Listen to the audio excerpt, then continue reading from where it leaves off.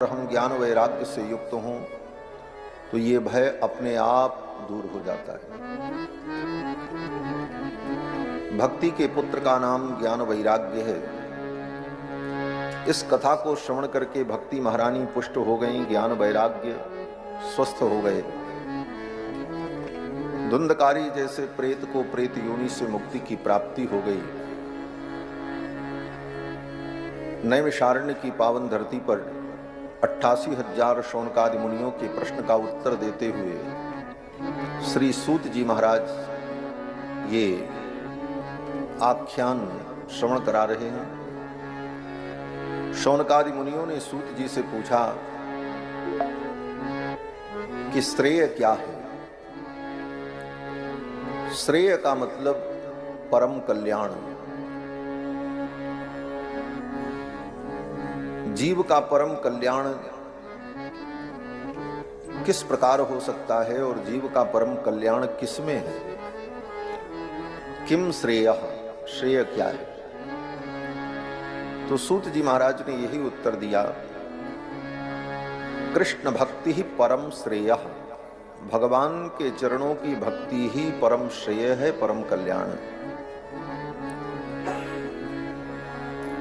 मुनियों ने पूछा समस्त शास्त्रों का सार क्या है? शास्त्र में तो बहुत बातें लिखी हैं, कहीं कुछ लिखा है, कहीं कुछ लिखा है। सब सुन करके करना क्या है? शास्त्रों में जितनी बात कही गई उसका उद्देश्य क्या है? तो सूत जी कहते हैं शास्त्र सारश्च सैव ही। भगवान के चरणों की भक्ति ही समस्त शास्त्रों का सार है। सब शास्त्र पढ़ करके समझने के बाद निष्कर्ष यही है कि भगवान के चरणों की हम भक्ति करें। भगवान का अवतार क्यों होता है? स्वावतार प्रयोजनम।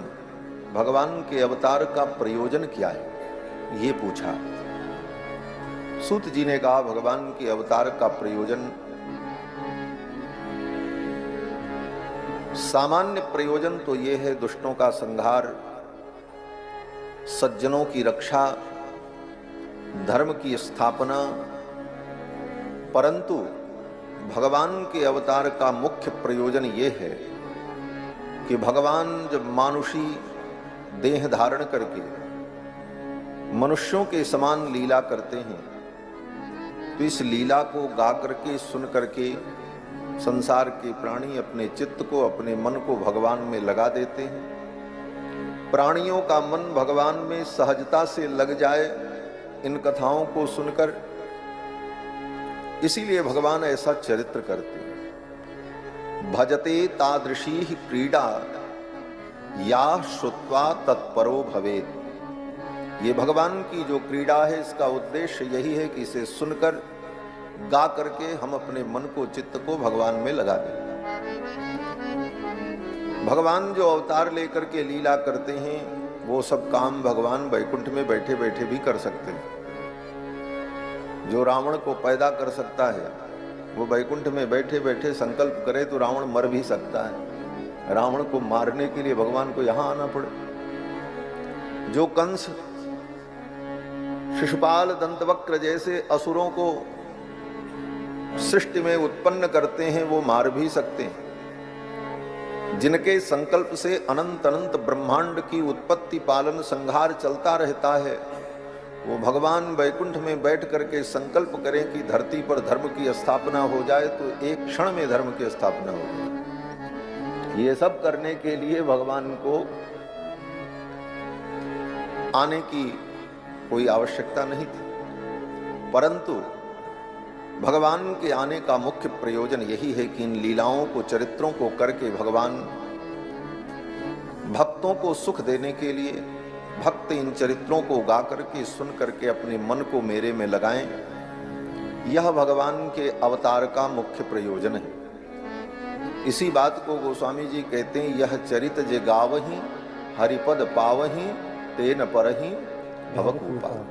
जो इस चरित्र को गाएगा वो भव सागर में नहीं पड़ेगा, भव सागर में के अवतार कितने हैं? शौनकादि मुनियों ने पूछा तो सूत जी ने कहा भगवान के अवतार अनंत हैं। भगवान के अवतारों की निश्चित संख्या कोई नहीं बता सकता, लेकिन भगवान के विविध अवतारों में जो मुख्य अवतार हैं, मत्स्य, कच्छ, वराह, नरसिंह, वामन, परशुराम, राम, कृष्ण, कल्कि इत्यादि, ये प्रमुख अवतार हैं जिन अवतारों में भगवान ने विशेष चरित्र किया, जिन चरित्रों को हम लोग सुनते हैं और चिंतन करते हैं, और इन चरित्रों के श्रवण से हमारा चित्त, हमारा अंतःकरण शुद्ध हो जाता है। भगवान की कथा सुनने का यही फल है कि हमारा चित्त शुद्ध हो। यथा यथात्मा परिमृज्यते सौ मत्पुण्य गाथा श्रवणाभिधानैः तथा तथा पश्यति वस्तु सूक्ष्मं चक्षुर्यथैवांजन संप्रयुक्तम। स्वयं भगवान श्री कृष्ण कहते हैं कि यथा यथात्मा परिमृज्यते सौ मत पुण्य गाथा श्रवणाभिधानैः। मेरी जो ये पुण्य गाथा है, इस पुण्य गाथा को जीव जब सुनता है तो ज्यों ज्यों मेरी कथा को श्रवण करता है, त्यों त्यों उसका अंतःकरण धीरे धीरे शुद्ध होता चला जाता है। परिमृज्यते सौ, उसके अंतःकरण का परिमार्जन हो जाता है।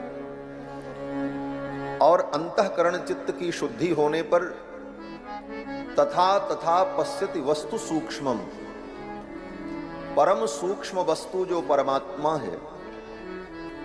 वस्तु का मतलब होता, भगवान को भी शास्त्र में वस्तु कहा है। वस्तु का मतलब कोई चीज, कोई जड़ वस्तु, कोई ऐसी चीज को वस्तु कहें, ऐसा नहीं। वस्तु का मतलब जिसकी वास्तविक स्थिति हो, जो वस्तुतः हो, उसको कहते हैं वस्तु।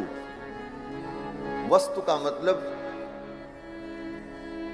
जिसकी सत्ता हो, जो वस्तुतः हो। तो अगर विचार करें तो वस्तुतः केवल भगवान ही है, बाकी सब तो नश्वर और विनष्ट होने वाली चीजें हैं। इसीलिए भगवान को कहा वस्तु। भगवान जो परम सूक्ष्म वस्तु हैं, तथा तथा पश्यति वस्तु सूक्ष्मम चक्षुर यथैवांजन संप्रयुक्तम। जैसे आंख की ज्योति ठीक हो जाती है और व्यक्ति को दिखने लगता है, उसी प्रकार भगवान की कथा श्रवण करते करते अंतःकरण जब शुद्ध हो जाता है तो वास्तविक वस्तु जो भगवान हैं उनका अनुभव होने लगता है। बिना भगवान की कथा सुने भगवान को कोई जान नहीं सकता। भगवान को जानने के लिए भगवान के विषय में सुनना होगा, और सुन करके ही भगवान को जाना जा सकता है। इसीलिए वेदों ने कहा श्रोतव्यो, पहले सुनो, फिर बोले मंतव्य, फिर उसका मनन करो, फिर बोले निदिध्यासितव्य, तब उसका निदिध्यासन करो, उसे स्वीकार करो, उसमें अपने मन को दृढ़ करो। तो पहले श्रवण भक्ति, श्रवण करने से ही भगवत तत्व का बोध होता है। और जब तक किसी वस्तु को हम सुनेंगे नहीं, तब तक उस वस्तु से हमारा परिचय नहीं होगा। और जब तक किसी वस्तु की पहचान नहीं होगी, तब तक उस वस्तु से हमें प्रीति नहीं हो सकती। तो भगवान के विषय में श्रवण करने पर भगवान के विषय में ज्ञान होता है, और ज्ञान होने पर तब भगवान से प्रीति होती है।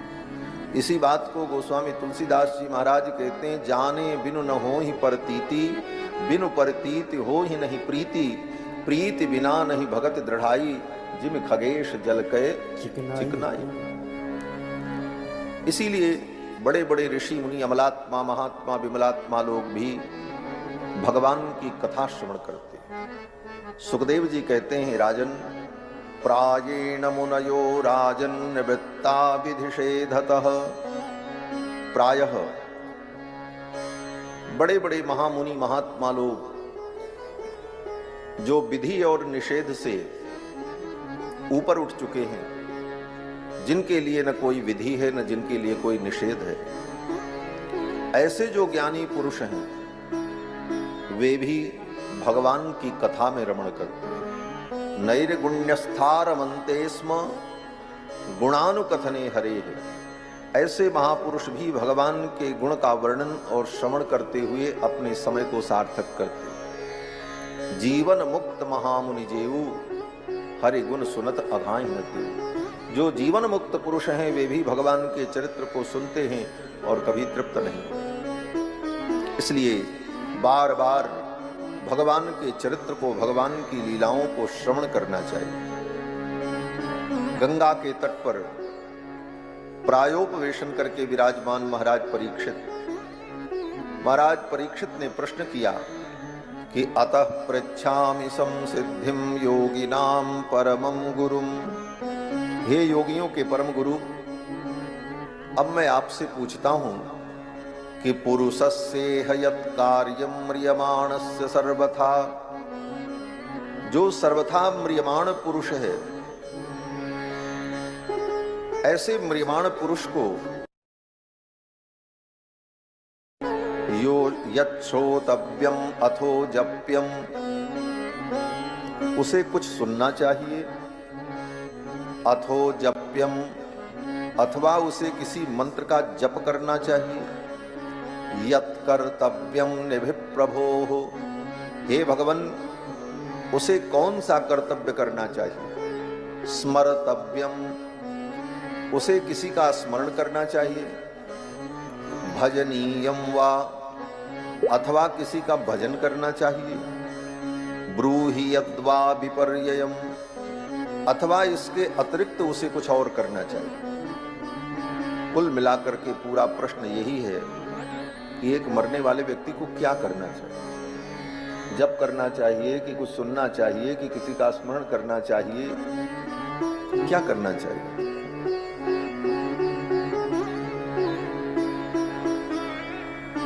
और ये कहते हुए महाराज परीक्षित ने कहा कि नूनम भगवतो ब्रह्मन् गृहे सुगृहमेधिनां न लक्ष्यते ह्यवस्थानम अपि गोदोहनम क्वचित्। हे भगवन, आप महापुरुष हैं, आप किसी गृहस्थ के द्वार पर भी जाते हैं तो भिक्षा मात्र के लिए जाते हैं, और उस भिक्षा के लिए भी उस गृहस्थ के द्वार पर उतनी ही देर रुकते हैं जितनी देर में गाय दूही जाती है। एक गाय के बछड़े को छोड़ दो, थोड़ा वो दूध पिए, उसके बाद व्यक्ति दूध निकालता है, तो दूध निकालने में जितना समय लगता है उसको कहते हैं गोदोहन काल। उतनी देर ही सुखदेव जी किसी गृहस्थ के द्वार पर रुकते हैं भिक्षा के लिए। अगर उससे ज्यादा वो समय लगा रहा है तो सुखदेव जी कहते तुम धरो अपनी भिक्षा, हम चले। जब भिक्षा ही मांगना है तो तुम्हारे यहां समय बर्बाद करें। महापुरुषों का समय बड़ा ही कीमती होता है। उनका समय चिंतन में, भजन में, साधना उपासना में और लोक कल्याण के चिंतन में व्यतीत होता है। इसलिए महापुरुषों का समय ज्यादा बर्बाद नहीं करना चाहिए। अपने स्वार्थ में, अपनी कहानी में और अपने दिखावे और प्रदर्शन के लिए महात्माओं के समय को बर्बाद नहीं करना चाहिए। उनको जितना समय भजन पूजन का मिलेगा उतना ही लोक का कल्याण होगा, लोक का मंगल होगा।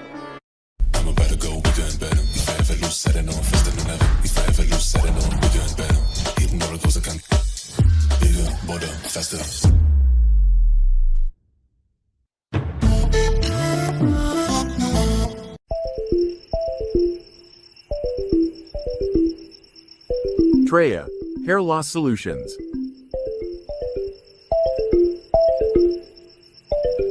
Install it now.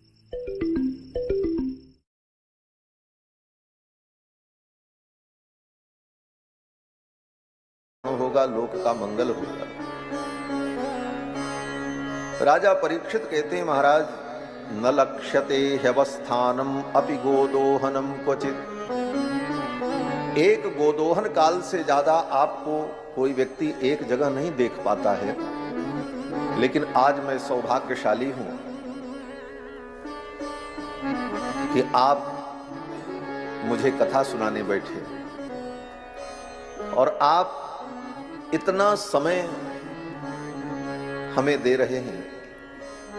मैं इसका प्रत्युपकार नहीं कर सकता। महाराज परीक्षित ने कृतज्ञता ज्ञापित की। वास्तव में श्री सुखदेव जी महाराज कहीं अपने ज्ञान विज्ञान को प्रकट नहीं करते। परमहंस भगवान के भजन में, भगवान के चिंतन में, ध्यान समाधि में ही सदा रहने वाले। लेकिन आज राजा परीक्षित को कथा सुनाने के लिए दृढ़ संकल्प होकर के सुखदेव जी बैठ गए। बोले, राजन, जब तक तुम्हारा ये पांच भौतिक शरीर, तुम्हारा ये कलेवर छूटेगा नहीं, तब तक मैं तुम्हारे पास ही रहूंगा और तुम्हें भगवान की मंगलमयी कथा सुनाऊंगा। राजा परीक्षित से सुखदेव जी ने यह नहीं कहा कि मैं तुम्हें बचा लूंगा, तुम्हें मरने नहीं दूंगा, चिंता मत करो, तुम्हें मृत्यु से मैं बचा लूंगा। ये सुखदेव जी ने नहीं कहा। हां, सुखदेव जी ने यह कहा, राजन, मृत्यु से मैं तुम्हें नहीं बचाऊंगा, लेकिन मृत्यु का जो भय तुम्हारे मन में है वो भय जरूर दूर हो जाएगा। मृत्यु का भय दूर होना जरूरी है, मृत्यु से बचना जरूरी नहीं। मृत्यु तो तय है, मृत्यु का भय हमारे जीवन में जो है वो दूर हो जाए। सुखदेव जी महाराज बड़े प्रसन्न हुए। प्रत्यभाषत धर्मज्ञ भगवान वादरायणी, भगवान वादरायणी श्री सुखदेव जी महाराज। सुखदेव जी का नाम ही वादरायणी है। वादरायण श्री वेदव्यास जी हैं और वादरायण के पुत्र हैं, इसलिए वादरायणी।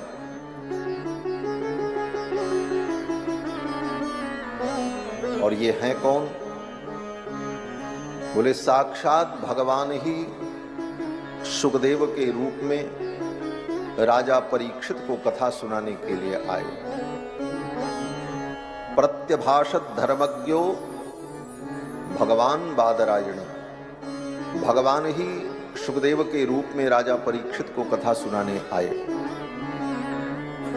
महाराज परीक्षित परम भाग्यशाली हैं कि जन्म के पहले भी इनको भगवान का दर्शन हुआ, गर्भ में ही भगवान का दर्शन किया, और जब जीवन लीला समाप्त होने जा रही है तो भगवान ही सुखदेव के रूप में इनको कथा सुनाने के लिए आए।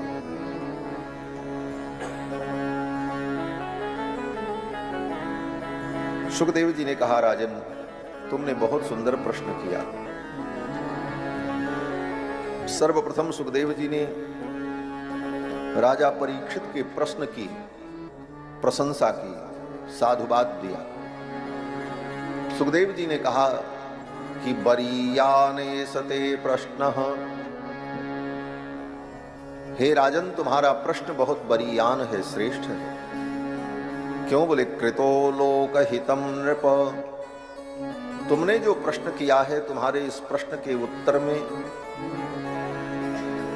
लोक का हित है, केवल तुम्हारा ही हित नहीं, संसार का हित होगा तुम्हारे इस प्रश्न से। आत्मविद सम्मत पुंसाम, और जो आत्म तत्व को, परमात्म तत्व को जानने वाले पुरुष हैं, उन महापुरुषों से सम्मत प्रश्न, ये ऐसा ही प्रश्न करना चाहिए। सुखदेव जैसे महापुरुष जीवन में मिलें, ये बड़ा दुर्लभ है, और मिलें तो ऐसे महापुरुष से क्या प्रश्न करना चाहिए, यह भी सीखना बहुत जरूरी है। जीवन में कोई महापुरुष, भगवत भक्त, महाभागवत, परमहंस मिलें तो उनसे यही पूछना चाहिए, भगवान कैसे मिले, भगवान के चरणों की भक्ति कैसे प्राप्त हो, हमारा अज्ञान कैसे दूर हो।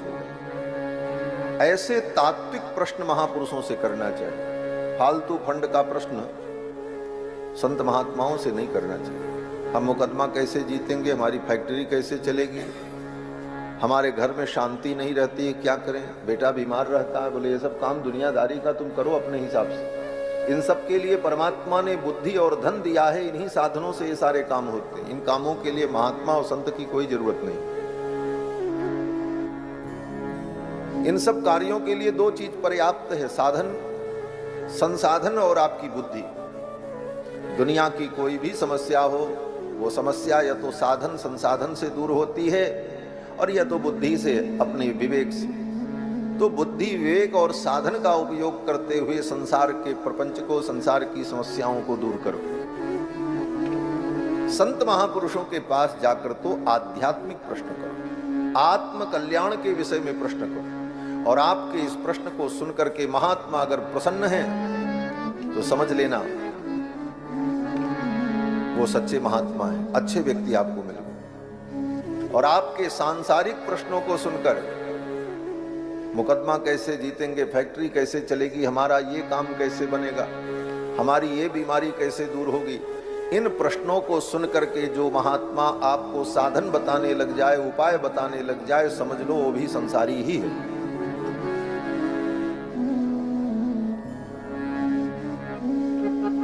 ऐसे प्रश्न संत महात्माओं से करना ही नहीं चाहिए। उनसे तो भगवान के विषय में पूछो, ठाकुर जी की चर्चा करो।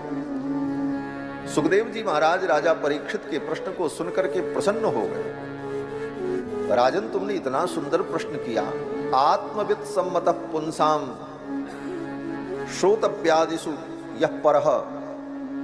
हे राजन, श्रोतव्यादीनि राजेंद्र निराम संति सहस्रशः। हे राजन, सुनने के लिए तो हजारों विषय हैं। लोग कहते हैं कुछ सुनाओ। सुनने और सुनाने के लिए दुनिया में बहुत विषय है, हजारों विषय हैं, और लोग सुन रहे हैं और सुनाने वाले भी हैं। जो जैसा सुनाने वाला होता है उसको वैसे श्रोता भी मिल जाते हैं। आप फुहड़पन की बात सुनाओ, वो भी सुनने वाले श्रोता मिल जाए। बाजार में कचरा बेचने की दुकान खोलो तो वहां भी ग्राहक आ ही जाएंगे, ऐसा नहीं है, उसके भी ग्राहक मिलेंगे। ये दुनिया है, इसमें हर प्रकार के लोग हैं। सब प्रकार के लोगों को जिसका जो गुण धर्म होगा, उनके गुण धर्म के अनुकूल व्यक्ति उनको मिल जाएगा। परंतु सुखदेव जी कहते हैं, राजन, सुनने के लिए तो हजारों विषय है, लेकिन सुना उस विषय को जाए जिसको सुनने से हमारा कल्याण हो, हमारा उद्धार हो। राजन, ये मानव जीवन बड़ा दुर्लभ है। यहीं से सुखदेव जी का प्रवचन शुरू हो, मानव जीवन की दुर्लभता। और दूसरा बिंदु, इस मानव जीवन की अनित्यता। इन दो बिंदुओं के विचार से ही अध्यात्म का और भक्ति का मार्ग प्रकाशित होता है। कोई भी शास्त्र आप पढ़ लो, चाहे गीता पढ़ो, चाहे भागवत पढ़ो, चाहे रामायण पढ़ो, सबसे पहले इन्हीं दो बिंदुओं पर विचार होता है कि ये जीवन जो तुमको मिला ये बड़ा दुर्लभ है। पहले तो ये समझो, दुर्लभम मानुषम जन्म, ये मनुष्य जन्म बड़ा दुर्लभ है।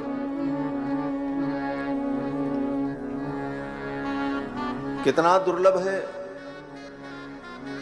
बोले 84 लाख योनियों में भ्रमण करने के बाद जब भगवान की कभी विशेष कृपा होती है तो जीव को मानव जन्म मिलता है। दुर्लभम मानुषम जन्म, कोट्यनुकोटि शत जन्मसु मानुषत्वम। करोड़ों करोड़ों जन्म बीत जाने के बाद तब कहीं मनुष्य जन्म मिलता है। ये मनुष्य जन्म ऐसे नहीं मिला है हमको आपको, ये भगवान की अपार करुणा हुई तो हमको आपको भगवान ने मनुष्य बना करके भेजा। इस करुणा का कभी एकांत में बैठकर चिंतन करना चाहिए। हमने तो कुछ किया नहीं था, हमने भगवान से कोई प्रार्थना भी नहीं की थी हमको मनुष्य बना के भेजना। हमें याद भी नहीं है कि हमने भगवान से कहा था कि हे प्रभु हमको मनुष्य बनाना, वो भी भारतवर्ष में पैदा करना, वो भी सनातन धर्म को मानने वाले पवित्र कुलीन परिवार में जन्म देना, उसके बाद हमारे हाथ पैर अंग प्रत्यंग को ठीक ठाक बनाना, धन साधन सुविधा संपन्न बनाना, कुछ आपने नहीं कहा था, लेकिन फिर भी भगवान ने ये सब कुछ देकर आपको इस धरती पर भेजा। ये भगवान की प्रथम कृपा है। लोग कहते हैं भगवान की कृपा नहीं हमारे ऊपर। जो कृपा है पहले उसका तो अनुभव करो। बोले महाराज भगवान की कृपा नहीं हो रही है हमारे ऊपर। जो तुम हो भगवान की कृपा का यही प्रमाण है कि तुम विद्यमान हो, सामने खड़े हो।